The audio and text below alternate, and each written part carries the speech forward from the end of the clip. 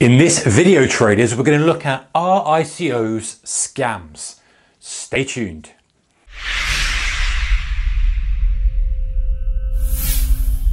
Hey traders and investors, a very warm welcome to you. So, with the rise of the cryptos, with the rise of Bitcoin, Ethereum, and the hundreds of others out there, we have seen the rise in ICOs, initial coin offerings. What are they? Are they scams? Now, before we go through, we're going to run through what is an ICO, then I'm going to go through a checklist of what we should look at if you're considering to invest in an ICO. Before we do all that, there's got to be a big warning out there, guys. Listen, 90%, and I'm picking this number just off the top of my head, but the majority, and the vast majority of these things are scams because people are jumping on the bandwagon of where money is. We have seen ICOs with ridiculous names like fear of missing out or some bizarre name that basically is just there to make somebody look foolish by investing in it. And people have invested in these coins. So the market is very new. The investors, some of them are very poorly educated in the field of what they're investing in. And because of that, we've got a lot of scams out there. However, there are some genuine coins, there are some genuine opportunities, but you've got to sift through a lot of rubbish to find the good ones. So let's have a look. What's an ICO? An ICO is basically a crowd sale or a token sale. This is how it's defined. And what it is, it's a digital token that allows people to invest in a seed of an idea. Now, if you can imagine an ICO and compare it to an IPO being an initial public offering where shares are traded on exchange, they're offered out to the public buys a share of Google or a share of your company, and in return the company gets capital they can put to work to run the business, whether they want to do more research and development, whether they want to go into a different thing, whether they want to build a bigger factory, whatever it may be. You get the point. So it's a similar kind of concept, but the difference with this is most ICOs are businesses that are really just ideas. They're almost like, if we go to Kickstarter and crowdfunding, a kind of new way that the average investor can get involved in a business, a new idea, without having to buy stock. And it also allows businesses that don't perhaps have a business, I would say viable business model, but that's not quite right. They actually have a business that's making money, a profitable business model yet, but they have an idea. And so, of course, your alarm bells are ringing and saying, hey, you know what, that's going to bring out a lot of scams, which is true. However, same with Kickstarter, same with crowdfunding, a lot of that is rubbish on there. People are just got no accountability for delivering. They get all the investment in and then ultimately they don't deliver the product, or it's a very inferior product, and it's just literally a way of scamming people out of money by presenting an idea and saying how good we are. It becomes basically a whole episode of sales. You're just trying to be a good salesman or saleswoman and getting people to part with their cash. So that's what you've got to be careful with an ICO. So the idea is that someone will go out and they will say, hey, I'm going to give you these coins, and if a finite amount of coins, and hopefully it is finite. If it's not, that's a big warning flag. In exchange for a digital asset or a digital token that's linked to the value of this business. Now, of course, if it's a great idea and there's a great team behind it and it's a good, genuine business model, then potentially you've got something that might have some value later on. If it's not, if there's no team behind it, if it's a bad idea, then you're just going to lose your money. So let's have a look. Before we go to the checklist, scam versus poor business. I just want to define this as well. Hey guys, listen, majority of businesses fail.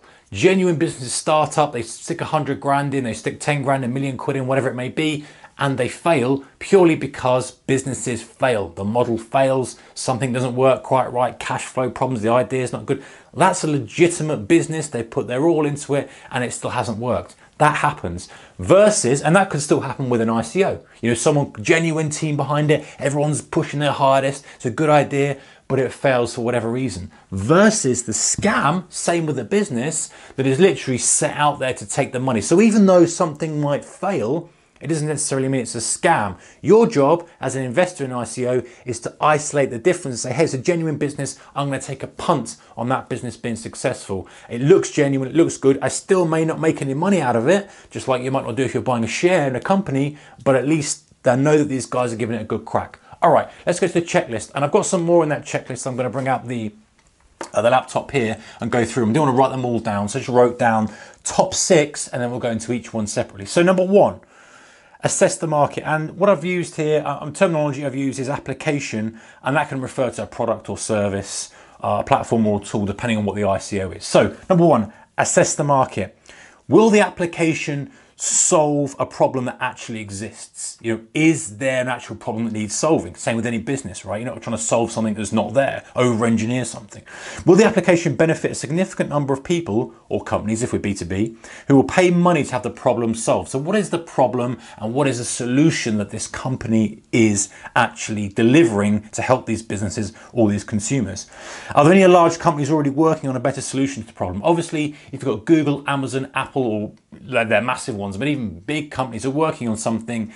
Are you going to beat them? Are you going to be able to compete with R&D budget? Probably not. So assess the market that this ICO, this business is devoted to. Number 2, understand the business model. So is there a realistic, comprehensive plan? So has someone actually done good, structured planning of the business? And this is normally going to be, with an ICO, a white paper. And a white paper is going to be kind of like a business plan, but more respected, and you want that in thorough detail. Okay, how will the token be used in the network? Is it even necessary? Is there a valid reason to believe the application will even be successful? So 2 things: we're assessing the market, we're understanding the business model. How is the money coming in? Is it what's the revenue stream? What's the business model, so to speak, in terms of where the profitability comes from? And then we're going to go to the founders. And actually, if you go outside of the ICO market, you look at venture capitalists, angel funders, all those kind of things, they will say, hey, I always invest in the management company and the team first, the idea second. Sure, the idea's got to be good, but the team has got to be spot on. So this is very important, guys. Do they have relevant experience and a track record of success? Very important. New guys are fine, but you still want some old guys in there. Not necessarily talking about old in terms of age, but guys who are seasoned in business and entrepreneurship, driving things forward, as well as new guys that have got fresh ideas, and maybe it's a fresh industry that they're entering. Do you trust them with your money and with fulfilling potential non-enforceable responsibilities? You know, this is a gut kind of thing. You've got to do your due diligence on this, bit of a tongue twister. Where they've been, have they been accused of fraud before? Have they been in successful business and exited? Have they invested? Look at their track record. It should be available for you to check, especially if they're asking you for money. Are they receiving counsel from any lawyers and other important advisors? So do they have a team, legal team behind them, accounting team, that kind of stuff, which is going to help them structure things right so you don't lose everything with one false move? Are they committed to ensuring the success, or is it just a little side project because ICOs are trendy? You know, are they running another business and this is just a fun punt?